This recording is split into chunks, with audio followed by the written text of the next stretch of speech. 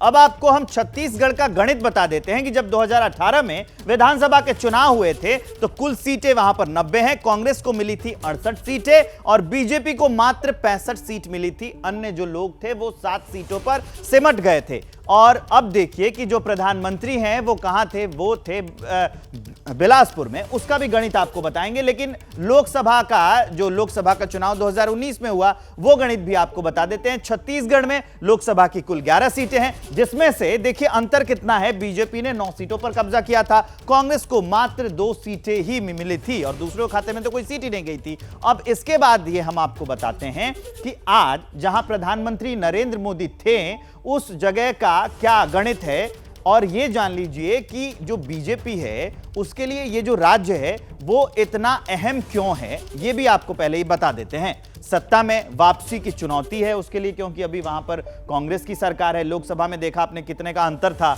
2003 से 2018 तक बीजेपी का शासन था वहां पर, और अगले साल वहां लोकसभा के चुनाव। 2 चुनौतियां हैं, एक तो राज्य में चुनाव है तो उसके लिए अगर हटाते हैं तो 2024 की जो परफॉर्मेंस है वो भी अच्छी देखने को मिल सकती है, इसलिए पुरजोर कोशिश कर रही है बीजेपी। अब जान लीजिए कि प्रधानमंत्री नरेंद्र मोदी आज थे बिलासपुर में। बिलासपुर अहम क्यों है ये भी हम आपको बता देते हैं। जो बिलासपुर है वो सबसे बड़ा मंडल है, और जो ये मंडल है 8 जिलों में 24 विधानसभा सीटें हैं। यहां पर 8 जिलों में 24 विधानसभा सीटें, इसलिए भी ये काफी अहम हो जाता है। और प्रधानमंत्री नरेंद्र मोदी भी आज वहीं पर थे। ज्ञानेंद्र तिवारी हमारे साथ जुड़े हुए, हमारे वरिष्ठ सहयोगी, उनके पास चलते हैं। ज्ञानेंद्र, प्रधानमंत्री नरेंद्र मोदी ने आज जिक्र किया है भ्रष्टाचार का, और इससे पहले भी छापे पड़ते रहे हैं, भ्रष्टाचार का मुद्दा उठता रहा है। तो क्या 24 का चुनाव और अब की बार का विधानसभा चुनाव दोनों को साधने के लिए जो बीजेपी का फॉर्मूला है वो भ्रष्टाचार रहने वाला है क्या?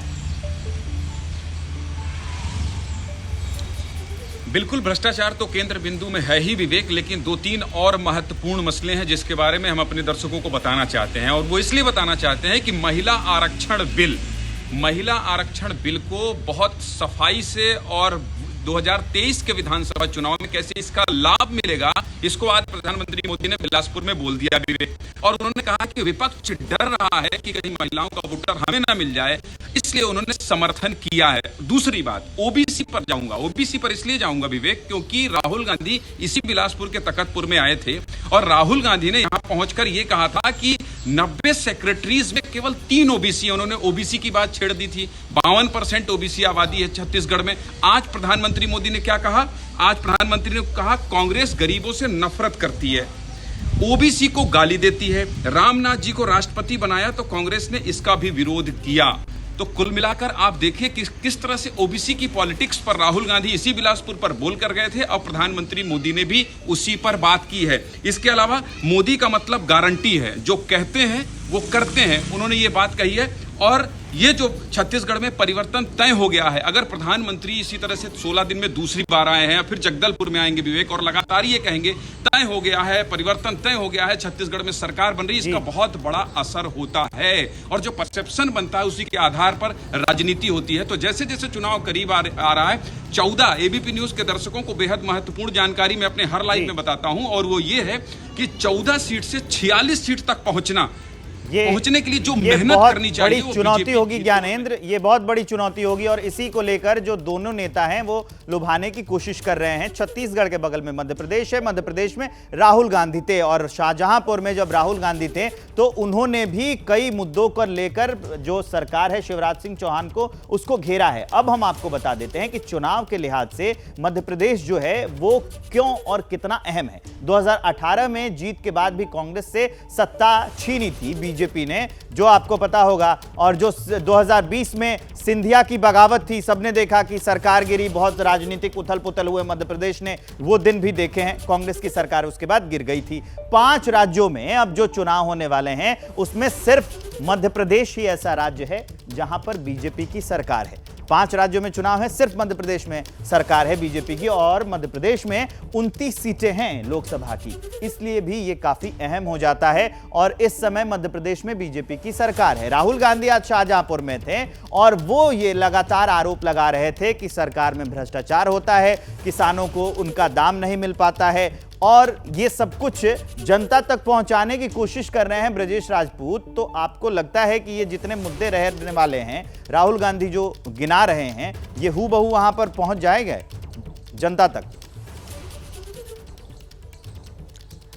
हाँ, देखिए विवेक, जिन 5 राज्यों में विधानसभा चुनाव में सबसे करीबी चुनाव मध्य प्रदेश में होने जा रहा है, क्योंकि मध्य प्रदेश में कांग्रेस ने पिछले चुनाव में जीती थी, सरकार बनाई थी, मगर फिर सरकार बीजेपी ने उसको हटा के अपनी सरकार बना ली जुगाड़ से।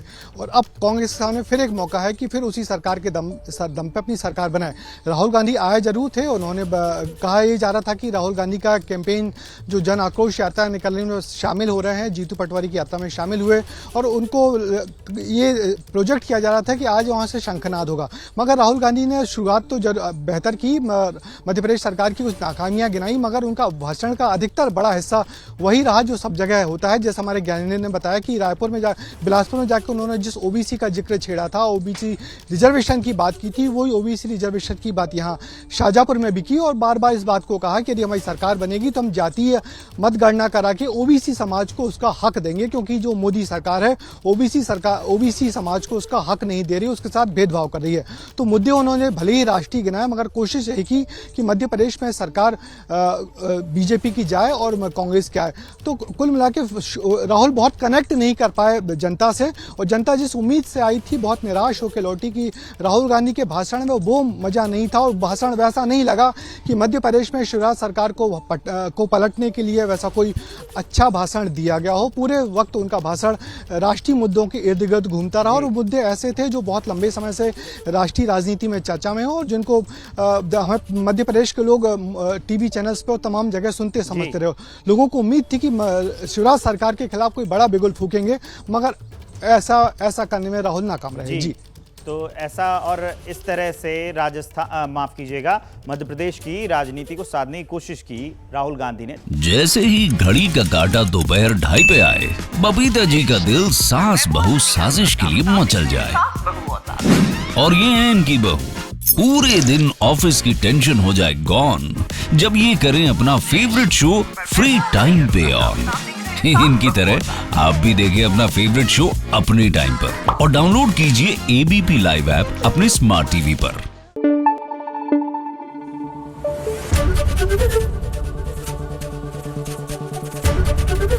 एबीपी न्यूज आपको रखे आगे।